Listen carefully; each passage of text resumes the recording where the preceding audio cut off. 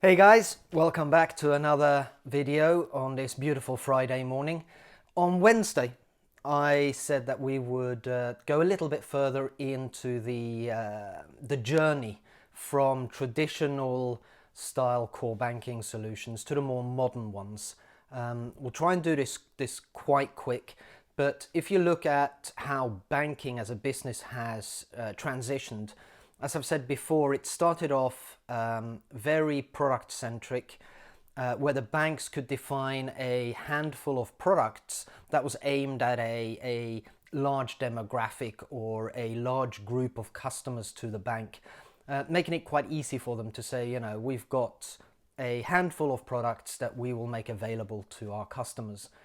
And to be able to do that, they were able to develop quite stovepiped large IT systems that were only accessed by the bank tellers or the workers in the banks, as they were dealing with the customers who were coming into the branch offices to do their business. Banking today doesn't really anymore rely on branch offices. It's predominantly digital and mobile, which means that the consumer, the customers of the banks, are actually engaging directly with the IT systems. They're not engaging anymore with the bank teller or the workers or employees at the bank. This means that, one, the systems have to deal with a different domain of users, but it also has to align with our way of life and our expectations towards the bank. I mean, if we think about how we today are digital natives, how we interact with most digital solutions, take that any of the social media platforms, Netflix, Amazon, etc., we expect these solutions to understand us, to single us out and make recommendations and capabilities that are aimed at us, n to the power of one. We get this with Netflix recommending what we should be watching next based upon our historical viewing preferences, right? Rather than Netflix just generally looking at a demographic. And we expect the same from the banks. To be able to do this, the banks do need to move from a product-centric core banking solution to a customer-centric core banking solution. And that's a scale that they have to look at, right? I mean, some banks, if you take community banks in the US, some building societies in the UK, for instance, maybe, smaller banks still want to be product-centric because they're focused on a niche customer base, possibly. Larger banks are trying to deal with can we say, full banking, and therefore need to have that capability to deliver more services to their customers. On top of that, they are being disrupted quite dramatically by fintechs, etc.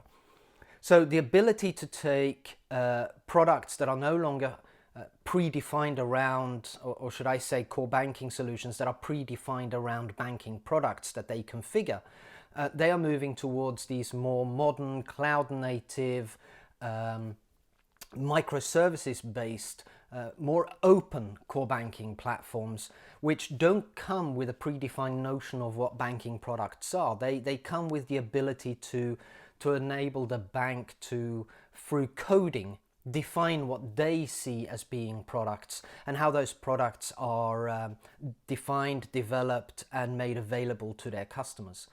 The other thing that the more modern core banking platforms are doing is that they are actually reducing their scope, predominantly down to what we would call the system of record, rather than trying to deliver a full end-to-end scale of banking capabilities all the way from the engagement layer to the data layer.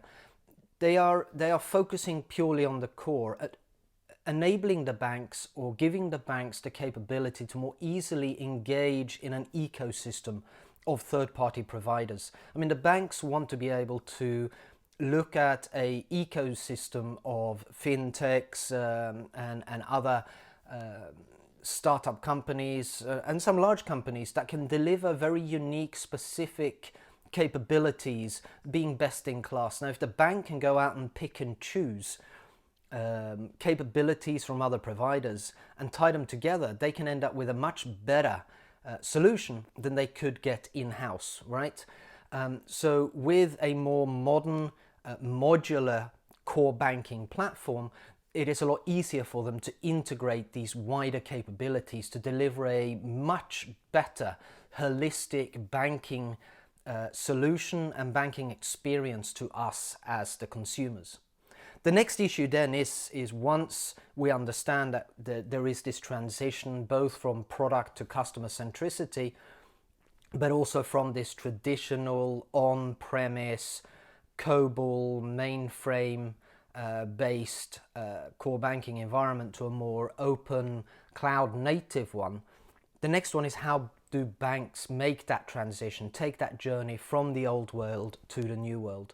In the next video, I'm going to talk around a quadrant, a 2x2 that I've developed that helps banks to at least put a stake in the ground on where their target is as they start that transition. Looking forward to that. I hope you all have a great weekend when you get there, and talk to you again on Monday. Enjoy your morning coffee.